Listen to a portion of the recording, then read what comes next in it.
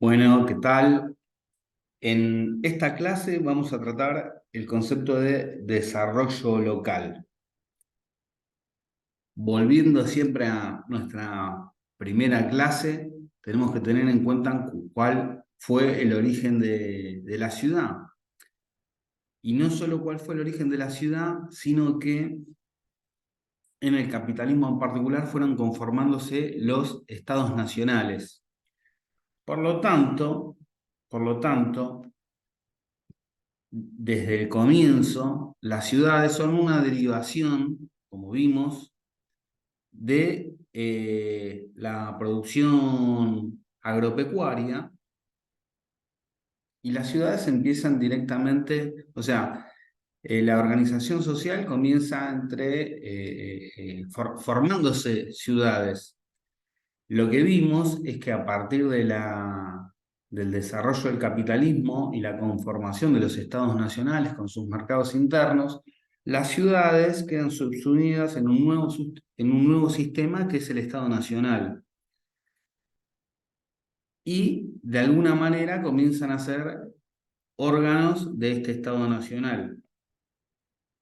Ahora bien, ¿por qué hablamos de desarrollo local? Entonces, cuando hablamos de desarrollo local, nos estamos refiriendo a desarrollo subnacional, es decir, provincial o municipal en el caso de Argentina.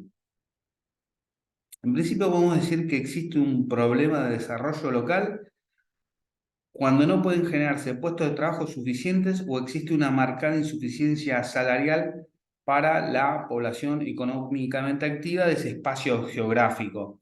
Por supuesto que puede tener otros elementos el, el desarrollo local, como la generación de mayor productividad, mayor competitividad, mayor calidad de, de vida de la población, pero en principio lo tratamos como suele tratarlo la mayor parte de la bibliografía.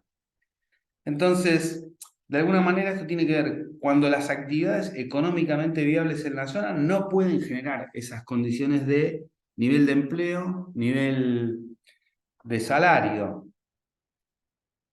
Pensemos que a partir de un momento en Argentina, para el tratamiento de estos temas, se hablaba de, por ejemplo, provincias inviables.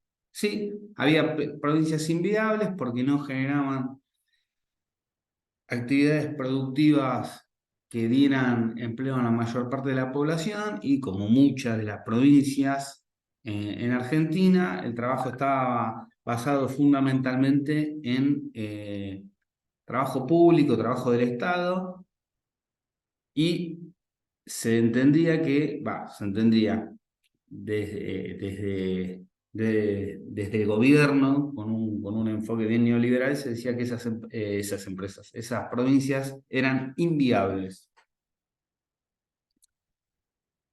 Ahora bien, pensemos también que, como se ha dicho en reiteradas oportunidades, cuando, por ejemplo, un buen intendente, un buen gobernador de una provincia quiere lanzarse a la arena presidencial, se postula para presidente, tengamos en cuenta que un Estado subnacional es muy diferente a un Estado nacional por diversos aspectos, pero hablando propiamente en el terreno económico, por ejemplo, un municipio o una provincia no manejan política monetaria, tipo de cambio, ciertas instituciones que no son de un Estado subnacional, sino propias de un Estado nacional.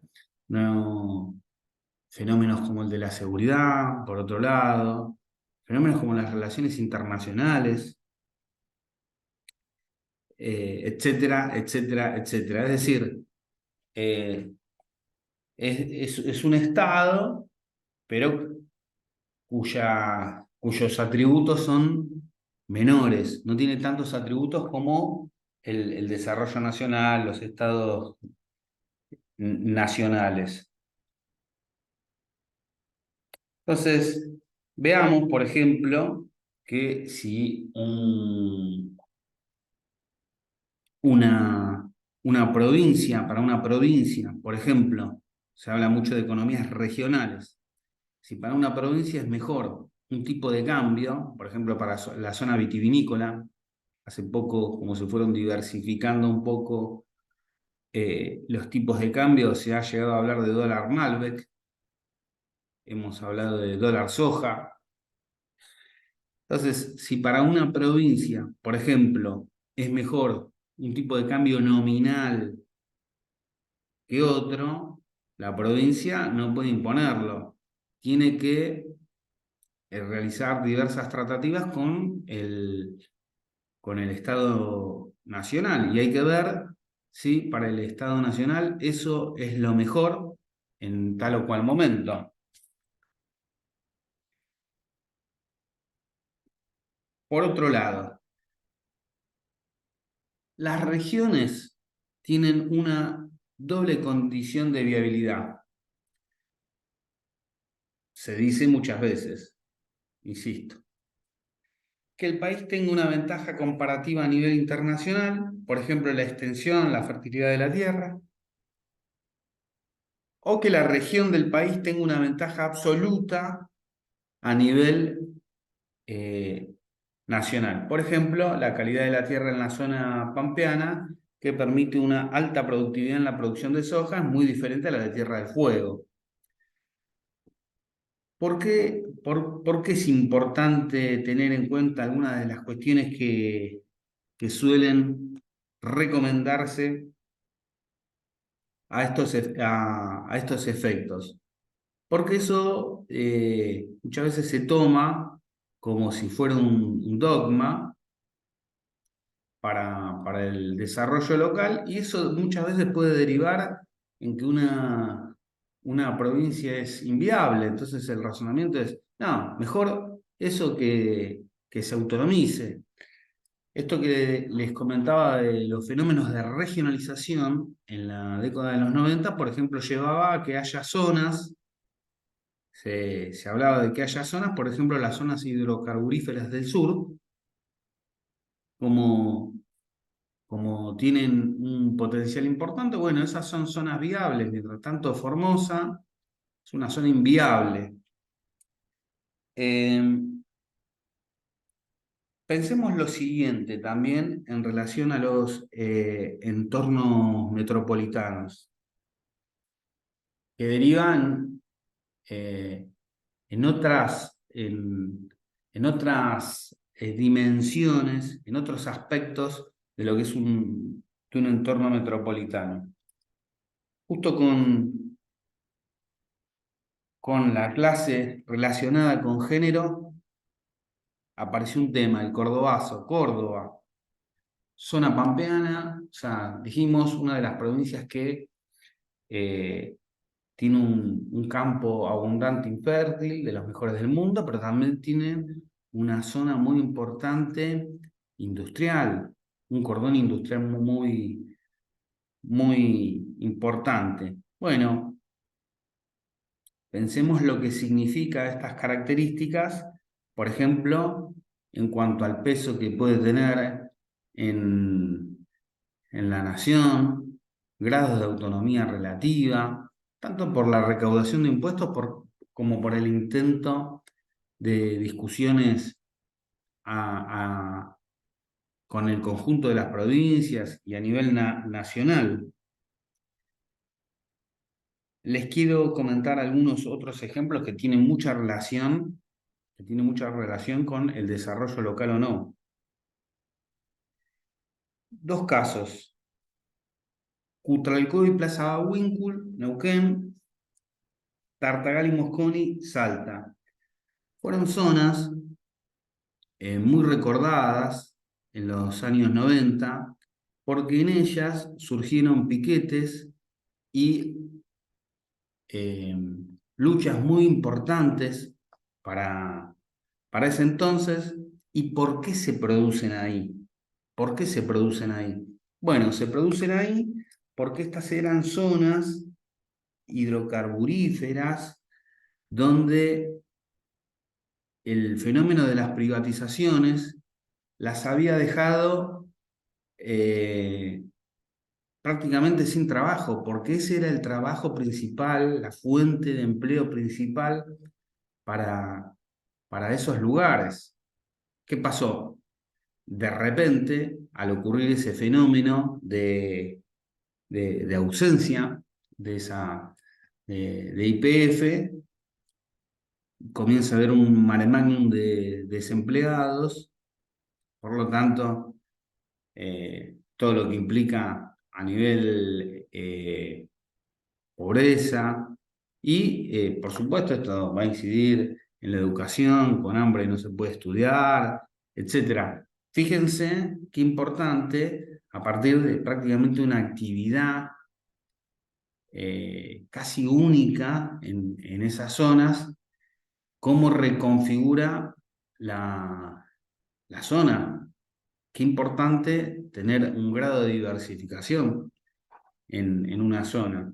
Podemos recordar también en la década de los 90 varios fenómenos de ese tipo. Somisa, San Nicolás, Altos Hornos Apla, en Jujuy, la implicancia que tiene una, una, una zona centrada en una actividad cuando esa actividad deja de estar.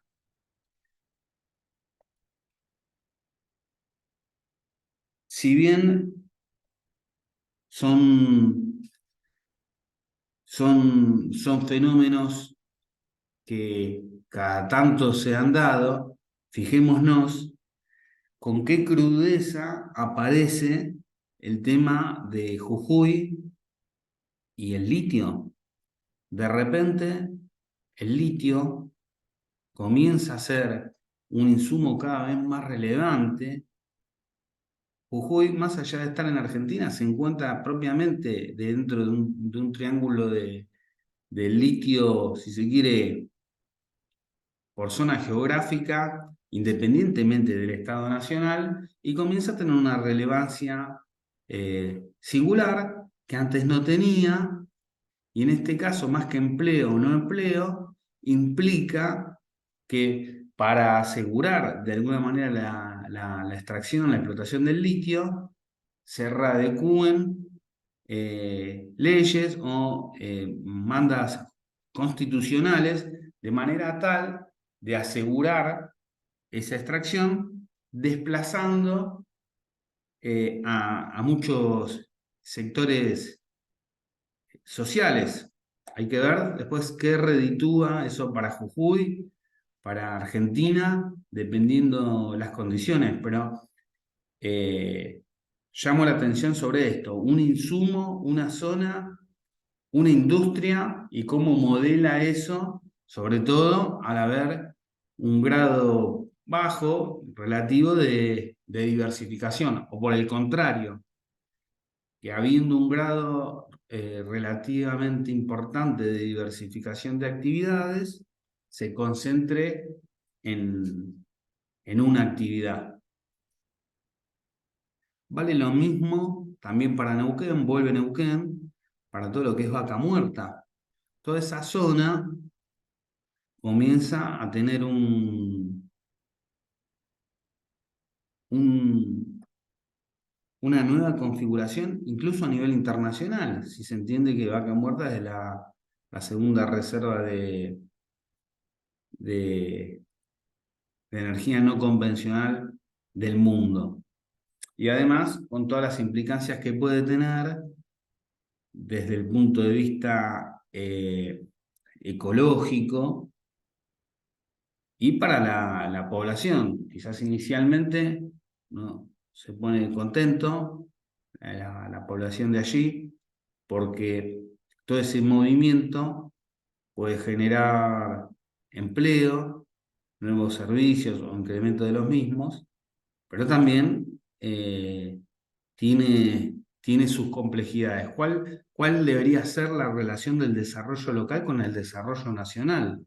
¿Verdad? Bueno, a ver, estos son los aspectos principales para esta clase. una clase relativamente corta porque está pensada en esto, en el desarrollo local, en estas determinaciones, en estas complejidades. Por lo tanto, lo importante es poder reflexionar sobre el tema. Tenemos algunas lecturas interesantes para esta clase que dice qué es el desarrollo local y para qué sirve, de Casalis, y planes y proyectos territoriales, escenario de las metrópolis planificadas. En fin, como verán, hay una serie de trabajos, pero sobre todo es la reflexión sobre las complejidades de estos fenómenos que tienen virtudes y defectos, y que lo ideal es pensar un desarrollo local diverso y sustentable, lo menos anclado posible en algo que hoy es útil y mañana no lo es, o puede serlo de manera transitoria durante un tiempo. En fin, sobre esto vamos a intercambiar en el foro y nos vemos la clase próxima.